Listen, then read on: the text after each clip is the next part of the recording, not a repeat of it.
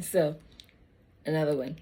I was sitting here thinking about this particular analogy, and I feel like God just dropped it in my heart, and I wanted to share with you. You know when you have like a foam sponge, right? When you have this foam sponge and um, and it's soaked with water, like whatever it is you're doing with it, it's like thoroughly soaked through. It doesn't matter what you try to add on top of it.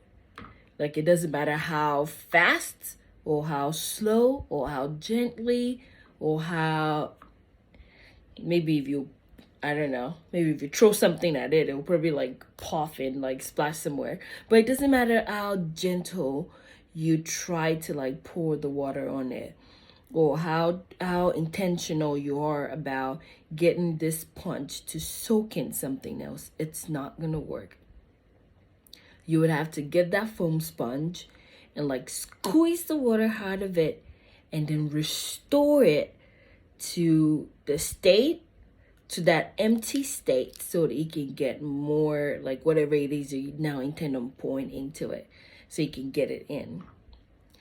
The same thing works with our lives, our spiritual life, our parenting life, our life as spouses, wife or husband.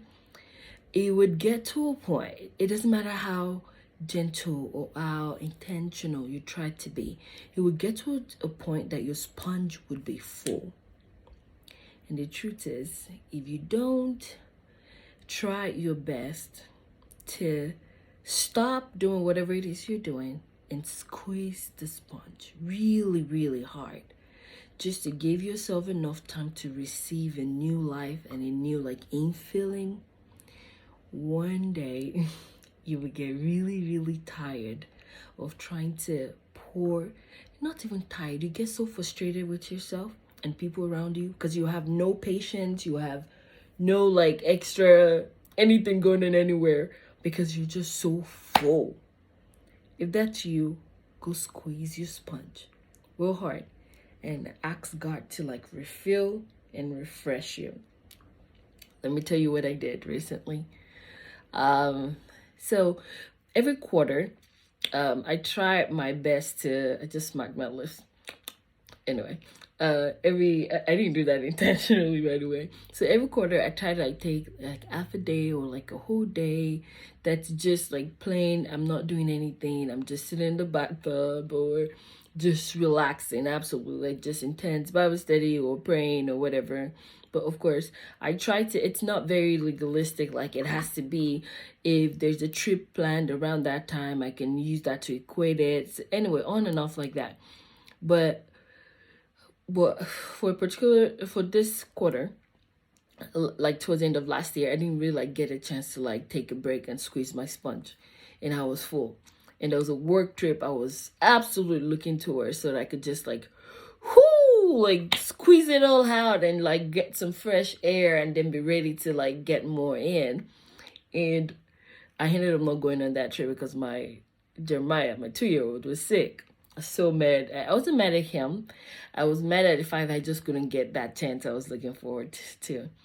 So guess what I did? A friend told me this idea about 5 years ago, and I stowed it away. Like I'm just gonna keep this until it's absolutely needed in my life.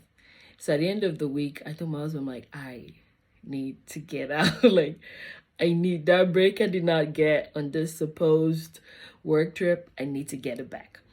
And I just need a break. I need to squeeze my sponge.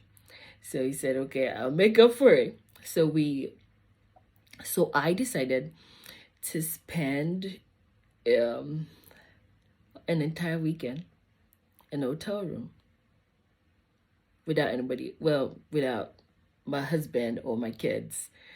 And oh man, it was a Friday into Saturday, Saturday into Sunday morning. So I came back home Sunday. And man, it was the hardest I'd squeezed my sponge ever in my entire life. Maybe way before maybe when I got into college, the first 1 week of college when there was nothing going on. Yeah, that was, I probably squished my sponge so hard to like take me all the way back there. It was the most I'd squished. I can't get to squeezed my sponge, and God was just waiting. Like as soon as I just gave him a chance to squeeze my sponge, it did. And man, just over the past few days, what I've just been able to fill it up with, it's just amazing. Like when you have like an extra clear vision of what you have an extra clear vision of what part of your sponge you're trying to fill first. So you're not trying to pour the water everywhere. You're just now strategic about where you pour the water. And then strategic about the next time you need a good squeeze.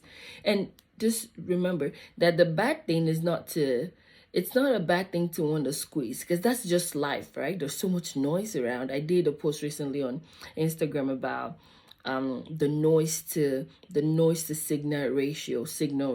So the signal, of course, is your connection with God, with your source, and the noise is everything else that comes your way. The noise from everything else around in your life, really, just all still noise. Even cooking is noise. Everything.